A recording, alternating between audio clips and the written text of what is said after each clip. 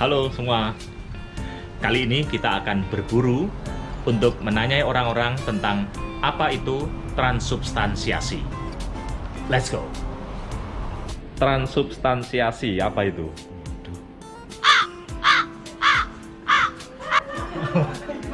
Gak tahu, gak paham loh, gak ngerti. Gak tahu.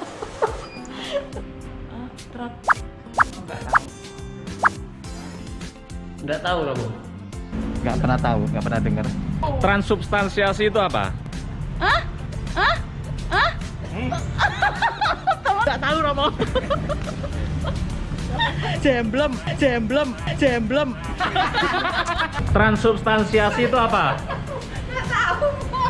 Nggak tahu.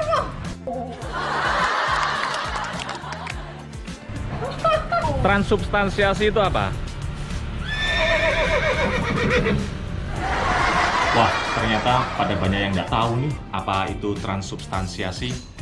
Memang sih dari katanya sendiri sudah susah ya mengucapkan transubstansiasi. Apa sih sebenarnya transubstansiasi itu?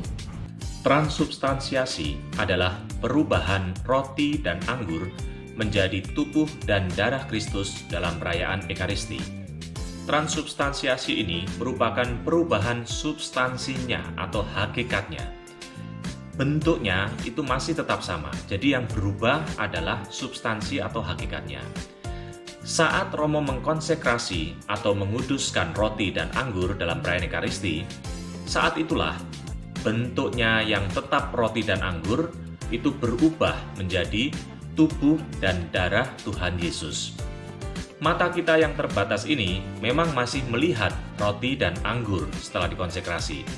Tapi sesungguhnya itu adalah tubuh dan darah Tuhan Yesus. Maka kalau kita menyambut komuni, kita itu menyambut Tuhan Yesus sendiri. Meskipun wujud yang kita lihat adalah roti dan anggur. Dalam perayaan Ekaristi itulah kita sebenarnya berjumpa dengan Yesus.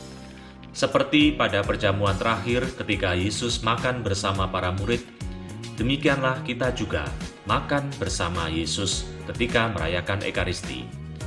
Inilah perjamuan yang akan kita nikmati kelak di surga. Di dunia ini, dengan mengikuti Ekaristi, kita mencicipi perjamuan surgawi. Untuk lebih jelasnya, mari kita lihat cuplikan video berikut ini.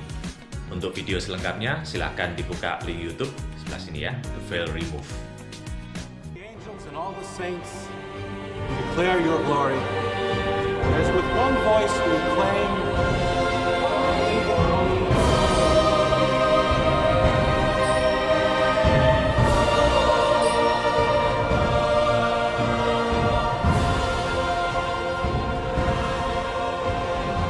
body and blood of our Lord Jesus Christ.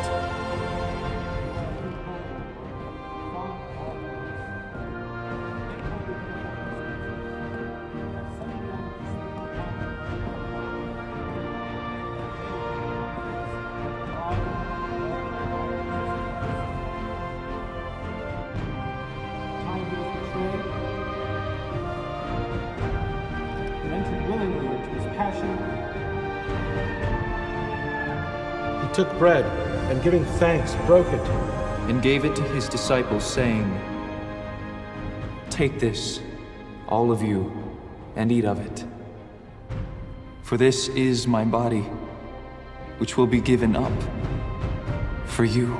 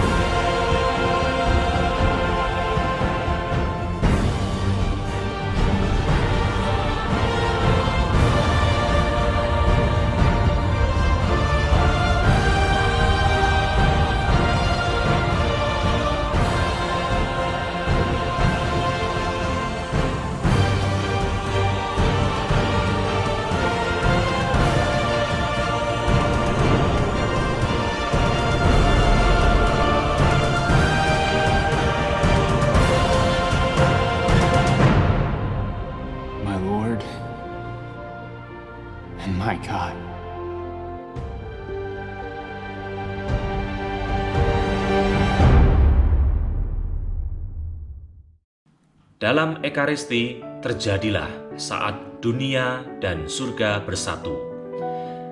Ingat, sebelum kita mengucapkan Kudus, Kudus, Romo mengajak kita berdoa, bersama para malaikat dan orang kudus kami berseru, Kudus, Kudus, Kuduslah Tuhan, dan seterusnya. Inilah keindahan Ekaristi.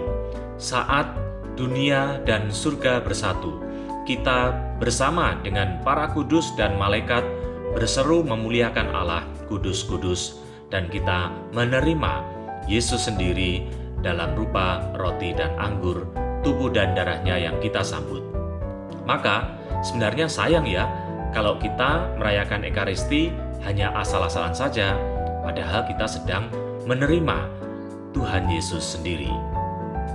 Kadang ada yang bertanya demikian, mengapa kita harus mengikuti Ekaristi dan menyambut komuni? Ini bisa saya jawab demikian.